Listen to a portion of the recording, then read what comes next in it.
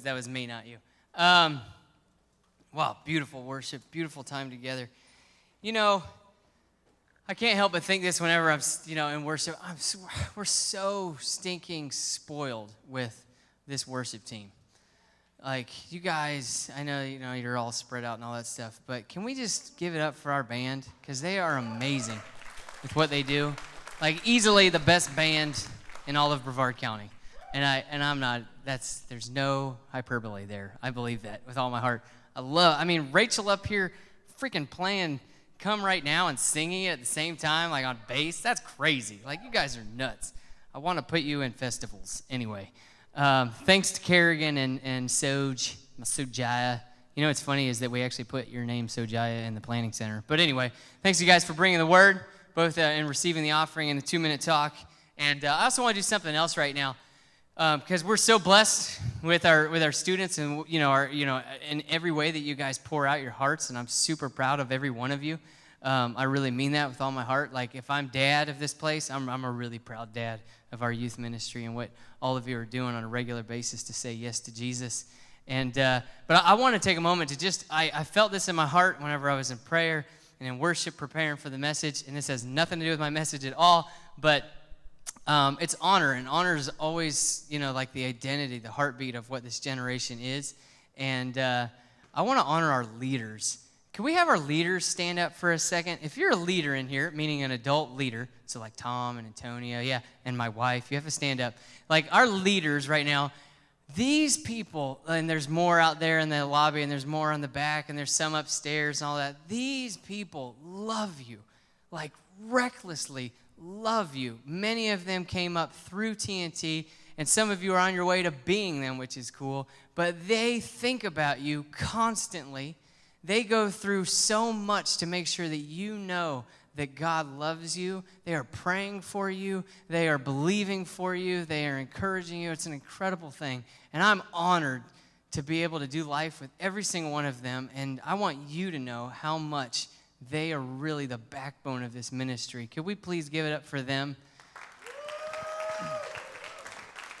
So thanks, leaders, for doing that. And I know all of you are like, why is this happening? But it needed to happen. Felt like God said do that. So I'm going to take a sip of water because I need it. Woo! And then you're going to hear the greatest message of your life. Wow. I was supposed to go over better than that. Anyway. So here we go. Okay, here we go. What would it take for you to fly through space? What would it take for you to fly through space? What I mean by this is the first shuttle. You guys know that this thing called the shuttle program. You ever heard of that? The first shuttle took off in 1981. You guys... Parents weren't alive yet, but that's not true. But the first shuttle launch went off in 1981, and at the time of the first shuttle launch going off, there was an 11% chance of destructive failure. Meaning, just think about that for a moment. Those astronauts woke up, they ate breakfast, they put on their clothes, and they went out to work and knew that there's only an 89% chance that I live through today. How many of us have ever woken up and said, I bet my odds are like 10% that I go and I die today? But there was this. Now, as we progressed through the shuttle program, which it ended in 2011, it got down to about a 2 to 3% chance of actual failure. But how many of us have ever woken up with a feeling of, yeah, there's like a 1 in 10 chance. It was a 1 in 9 for them, a 1 in 9 chance that I don't make it through the end of the day. But how many of us also have ever been able to see our planet from the outside looking in? There's a picture of what that actually looks like. That's our planet from the outside looking in. I think it's so incredible, like that little blue haze of our atmosphere right there on the very edge. What would it take for you to fly through space? It's a scary thing. It's a scary thing but you know what? In life, there's a lot of scary things. There's a lot of scary things. Some of us are afraid of heights. like that. Some of us are afraid of snakes. Is anybody afraid of snakes? Some of us are afraid of this guy right here. Some of us are afraid of him. This is a brown recluse. This is one of our spiders here in Florida. Anybody afraid of spiders?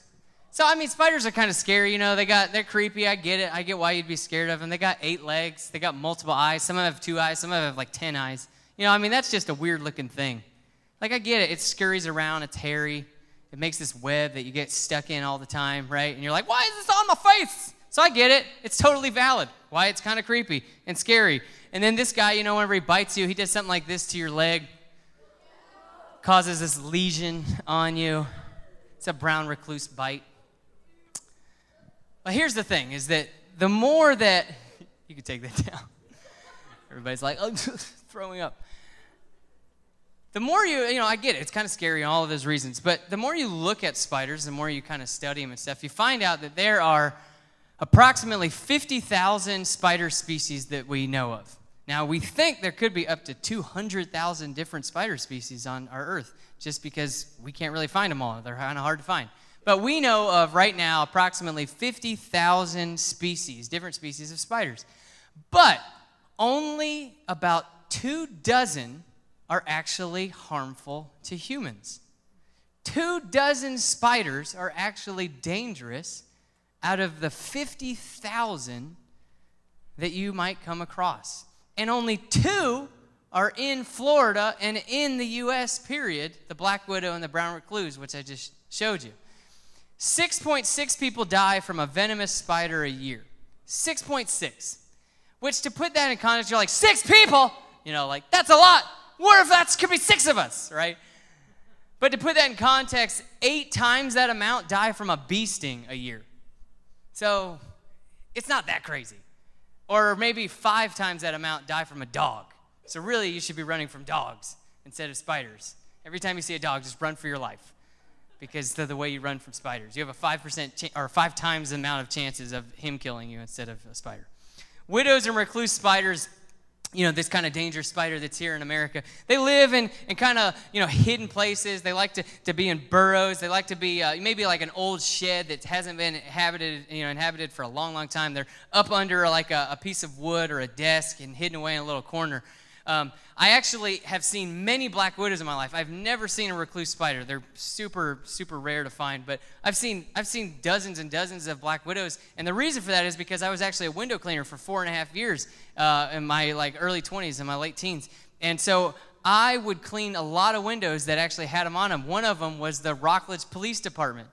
I cleaned the Rockledge Police Department, and there were black widows all over this thing, but no, and a lot of people think they've seen black widows, but they haven't, because they do not have webs. Like, they're hidden away. And what would happen is in the windowsill, there was a piece of metal up there, it was like a metal sill, and it was broken. And they would go up there inside the little hole, and they would create this little bit of web in there. And sometimes they would pop out and just sit there. But they're always like, I want to get away. And so I'd come in and I'd clean them, and then I'd go and squish them, because I was like, I don't want you on me. But I'd squish them, with my squeegee. And every once in a while, I had them fall on my hand.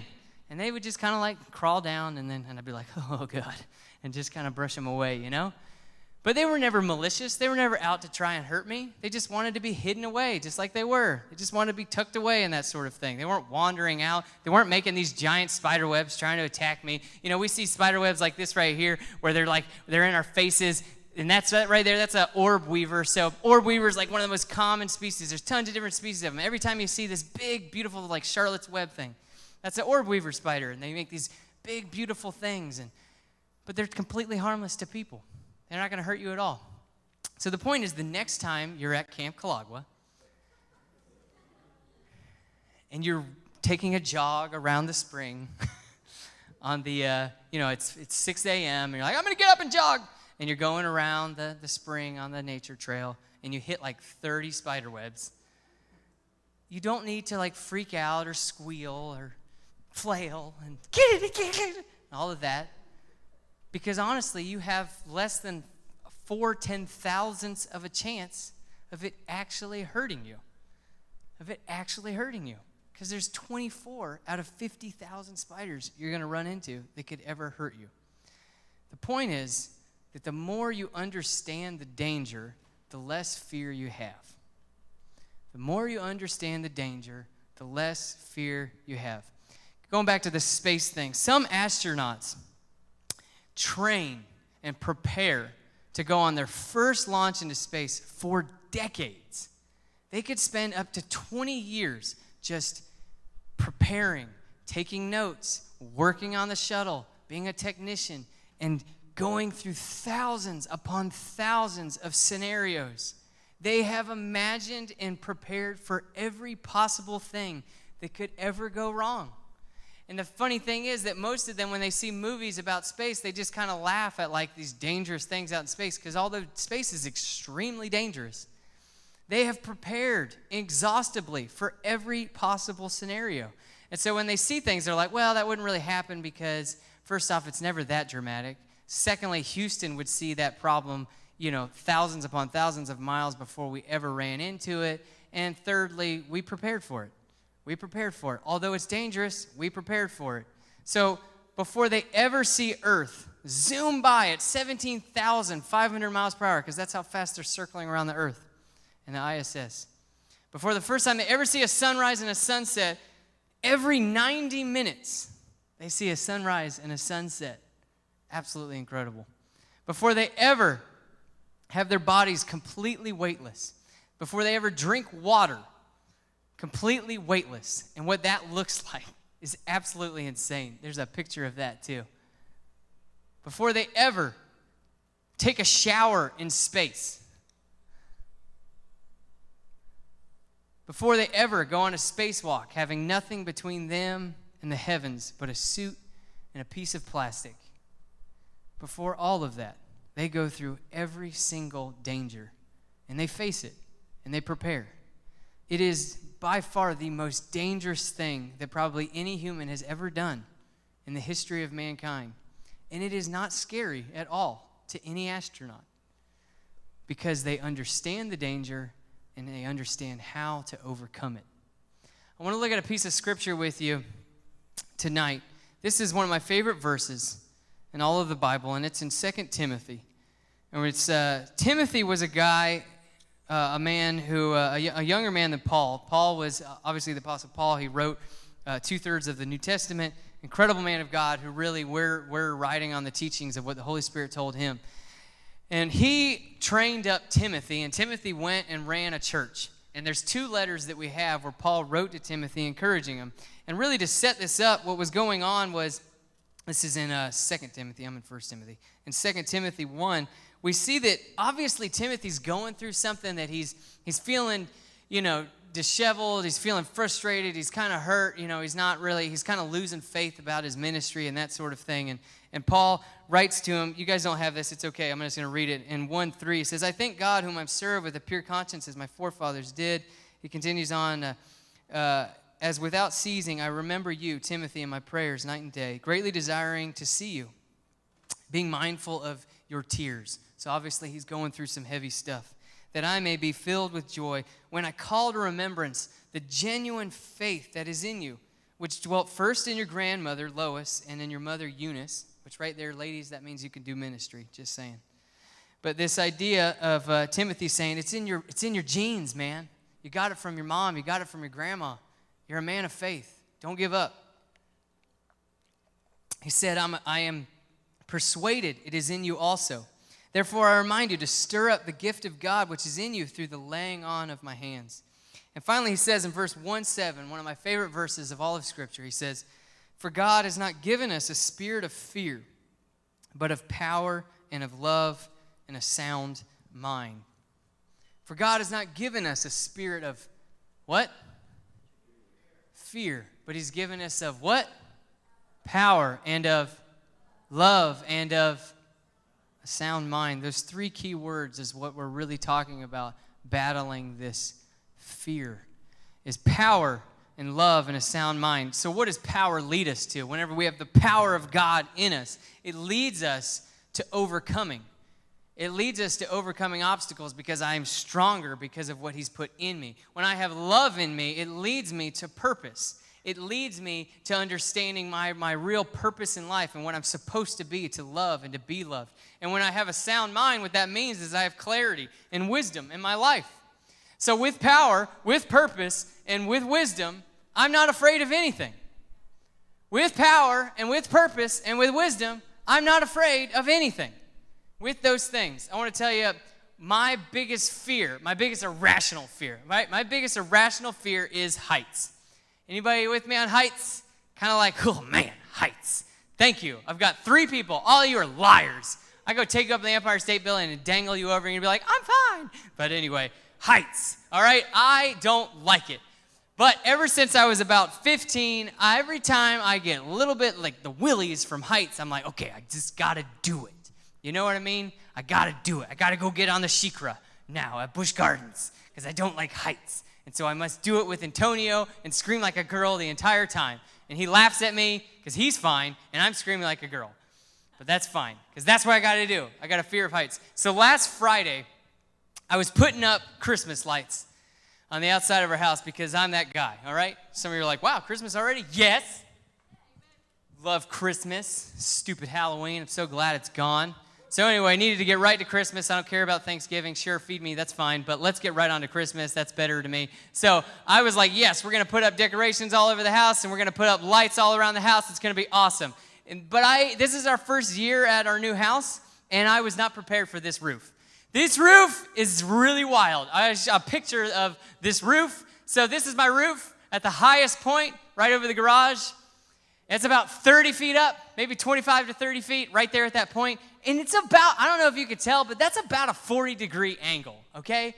Like, houses in Florida aren't like this, all right? We're usually like a 10-degree angle. You just got a flat, like, it's like this right here. Like, I'm walking on a roof, but this thing, I was not ready for this. So I got up there, and I was like, oh, my God, I'm 30 feet up, and this thing is really, really, really, really sharp. So I kind of like waddled my way up and then crawled out to the edge, and then I just like laid down, and my wife came out, and I was like, I'm really scared, honey. I'm really, really scared. I don't like this. I don't like this at all. And I'm sitting there thinking, now I got to bring tools up here, and I got to bring equipment up here. I got to bring lights up here. I got to somehow string lights up out here, which you can see I obviously did because there's lights up there. You can take that down. So I'm like, all right, I got to get up on this thing, but I was scared, all right? So what I did, my wife left me because she abandoned me. That's fine. But what I did as she left, and Harvey was running around. He was in my care, although I was on the roof. He was just down there laughing at me. But Harvey's my 3-year-old, if you didn't know. Anyway, so as I sat up there, I just kind of took it all in. Mind you, it's kind of on a hill, my driveway, so I'm like looking down, and it feels even higher, you know, that stupid hill, and you're like, oh my God, getting the vertigo feeling, all of that, like dizzy. But I sat there, and then I just took it in. I looked at my neighbors' houses. I looked across the field. I kind of just looked everywhere. And then I just sat in different ways up there. And then I would lay down up there. And then I started to visualize what happens if I fall. What happens if I actually tumble off of this thing? And what I did was I took control of myself. I went through the 3 things of power and purpose and wisdom. So the power was that I knew that I've got arms and legs that God has given me, and that I can, if something happens, I'm going to be able to catch myself. I'm strong enough to grab stuff. Like, I can do that. I went through the purpose. I wanted my kids and my wife to be blessed. I want my kids to look up at that thing and go like, wow, Dad did something. Look how pretty the house is and all of that. And I love my kids, so I said, yes, it's worth it. And then I went through the wisdom. The fact that I know this roof is not going to just disappear. I'm fine sitting on this roof. And worst case scenario, I slip and I go all the way down to the edge. It's a 10-foot fall. And I just fall off the edge, which would be painful. That would suck. But it's not going to kill me. So I just went through it all. And what really it is that you can overcome any fear with power, purpose, and the wisdom of God. That's the truth. Any fear that you have. There's somebody I was talking about this with right beforehand, said, I'm afraid of open water. I'm afraid of really swimming far, and just being out there. I was like, dude, the best way to do that is just swim as far as you can. Take somebody with you so you don't die, like by exhaustion, but just swim and then take it all in and see what happens. There ain't no sharks out there. It just doesn't happen. Anyway, if you die, don't sue me. Thanks. So the point is that there is a difference between danger and fear. There's a difference between danger and fear, because danger may be prevalent. Danger may be prevalent, but there's danger everywhere around us. There's danger the second you get in your car. But there is danger all around us. It may be prevalent, but with preparation, with wisdom, with knowledge, and with passion, you can overcome danger. With preparation, wisdom, knowledge, and passion, you can overcome any danger. But fear is simply the thing that is telling you not to try. Fear is the thing that is telling you not to try. Living a life for Jesus is dangerous, but you don't need to be afraid of it. Living a life with Jesus is very dangerous, but you don't have to be afraid of it. The definition of fear, which is up there right now, is the belief. Somebody say belief. The belief that someone or something is dangerous. So while I understand that we get afraid of spiders, we get afraid of snakes, we get afraid of darkness, we get afraid of heights, really those fears boil down to the unknown. I'm afraid of the unknown. The reason I'm afraid of spiders is because I don't understand them. But as soon as you know that only 24 out of 50,000 are ever going to harm you, they get a lot less scary. Snakes, oh man, they slither and they have scales. But as soon as you understand that there's an even less chance that a snake is going to hurt you than a spider, it goes away even more, because there's 6.5 deaths from spiders. There's only 4 from snakes. You're fine whenever you see a snake. It's probably not going to hurt you. Whenever I understand that darkness is really just, I don't know what's out there, but if I turn on a light, I'm okay. I can see what's out there. You start to get past those fears, and you can turn out the lights and be all right. Just grab a flashlight if you don't want to stub your toe. Stub your big toe. Come on, let's pay the piper. That was what that reference was. And then finally, heights. If you go through the heights, if you go through the process of what does it take, if you start to face those fears of like, look, this thing that I'm on is strong. It's not going to fall. You start to, get out on the edge and just realize, wow, yeah, oh, look, my legs do work the same way even though I'm up higher. I'm not going to just suddenly forget how to stand. Then you'll actually get to be able to face these fears. When I know who God is, my belief that he is good, my belief that he is with me, outweighs the feeling that he is taking me somewhere dangerous. Because I believe him more than I believe the fear. It's dangerous, I get it, but I believe him more. John 16:33 says, I've told you all this is Jesus speaking, so that you may have peace, opposite of fear, in me. Here on earth, you will have many trials and sorrows. You're going to have trials. You're going to have sorrows. You're going to have pain. You're going to have moments that are hard. But take heart, because I, Jesus, have overcome the world. He has overcome the world. This is not saying that it's not going to be dangerous, but it is saying he will be with you. It is saying that he is not against you, and that he is greater than anything you could ever face. And with his power, with his purpose, and with his wisdom, you can overcome any fear, and you can be fearless. We sing that song, Fearless, pretty regularly around here. And we scream out, we are fearless. But we really have to take a check sometimes, because I can sing that all day, but I don't know if I'm really fearless or not until I'm willing to take my fear and put it below what God has called me to do. Isaiah 41:10 says, don't be afraid, for I am with you. Don't be discouraged, for I am your God. I will strengthen you and help you. I will hold you up with my victorious hand. So here's my question for you to ask yourself. What do you need to get courageous for? What do you need to get courageous for? Because God wants us to live a life that is courageous. He wants us to go change the world. He wants us to let love propel us and never back down from fear. He wants us to go and spread the good news of Jesus Christ.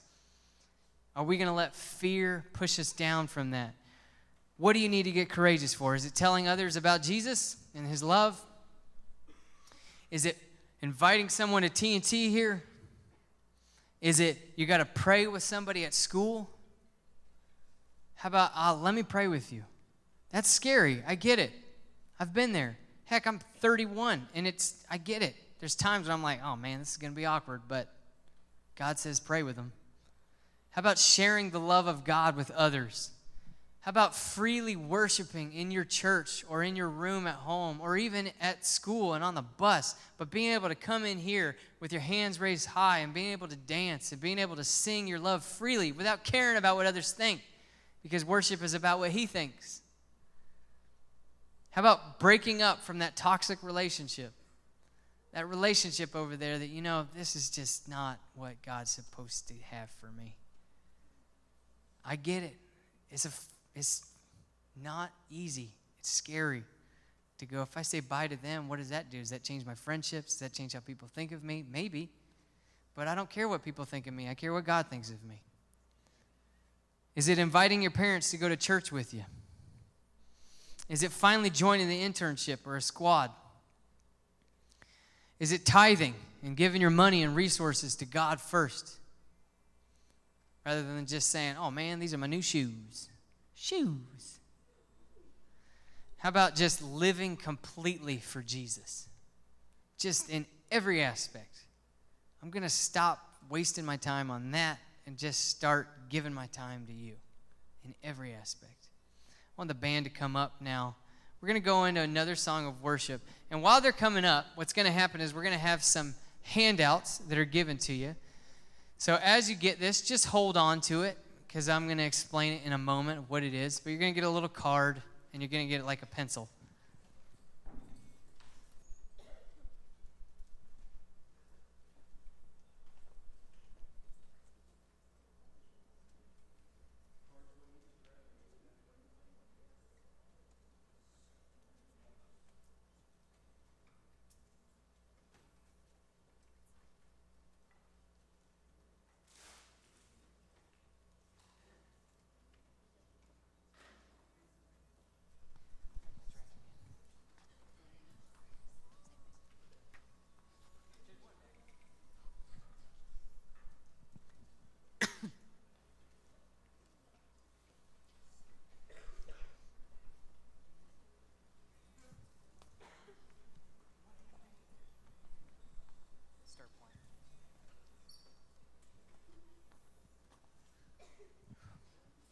All right. Do we got these out? Who doesn't got one? Raise your hand if you don't have one. Wyatt. Is that Michaela?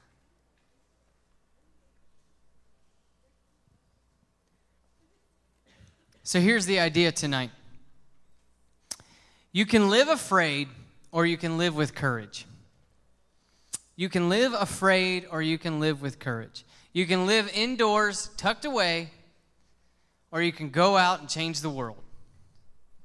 You can be afraid of spiders, or you can let one crawl across your hand. You can get out there and face your fears. And I want to say this, is that God's not mad at you because you're afraid. God's not mad at you that you have fear. He just knows that you'd be more joyful and have a more fulfilled life if you weren't. There's this drawing that my daughter made me about a year ago, and it's been in my office, tacked up on the wall ever since then, right in my desk, and I see it every day. And she made this pretty rainbow that I love, because to her a rainbow is God's promise. He's always going to take care of us. And then she put some rain up there and that sort of thing that the rainbow's shining through. But what she wrote on it to me was, I love you. Every day when you hug me, it gives me courage. And that wrecked me as a dad. Every time I read that, I crumble. That my daughter said to me, every day when you hug me, it gives me courage. And that speaks to me as a dad, because I know it speaks to God as a dad. You see, God says, I'm your father. He's our Father in heaven. And so if it speaks to me for my daughter to say that I give her courage when I hug her, I know it speaks to God for him to know that he gives us courage whenever he hugs us. God is here next to us, next to you, right now. And if you could grab a hold of him, if you would, just grab a hold of him, it will bring you courage. It will bring you the ability to face anything out there if you'll grab hold of him. Isaiah 41:10, don't be afraid, for I'm with you. Don't be afraid, because I'm with you. Don't be discouraged, because I'm your God. I will strengthen you and help you. I will hold you up with my victorious hand. You're not going to hold yourself up whenever it's dangerous. He's going to hold you up. And so I gave you this card tonight that on one side has that verse of Isaiah 41:10. And on the other side is something you're going to write in. And it says, when God is with me, I can blank. And the idea is here that I want you to take a moment, all of us to take a moment, myself included, to ask God and ask ourselves of really, what have I been afraid of facing that I know God is pulling me toward? And if he's with me, I know I can do it because he is with us. But sometimes we forget that. And so what I want you to do is I want you to ask God and ask yourself, what has he been calling you toward and pushing you and challenging you into that dangerous realm and saying, would you go a little bit further to face your fears? And then you write that in, and I want you to hold on to this card. You put it in your locker, you put it in your mirror at home, or you put it in your book, or you put it on your desk, whatever it takes, and you look at this thing on a regular basis and you remind yourself of, I can do this when God is with me. It says in Psalm 31:24, so be strong and courageous, all you who put your hope in the Lord. Meaning everyone in here who puts their hope in the Lord, we are called to be strong and courageous. To be strong and courageous because he is our hope. We're going to go into a song now called Waymaker. And the song's chorus is all about that God makes a way, that God fulfills his promises, that God makes miracles, and that God is a light in the darkness. And the darkness is a scary thing. I've been scared in the dark plenty of times. But you know what? When I turn on a light, I am not scared anymore. And he's saying, I am the thing, the very thing in the midst of your fears that is right here to make you unafraid. So let's stand up. Or if you're writing the thing, take a moment to write it at the beginning of the song. But I want you to take your time to write that and ask God, what is he calling you to do? And write that out, and then let's worship.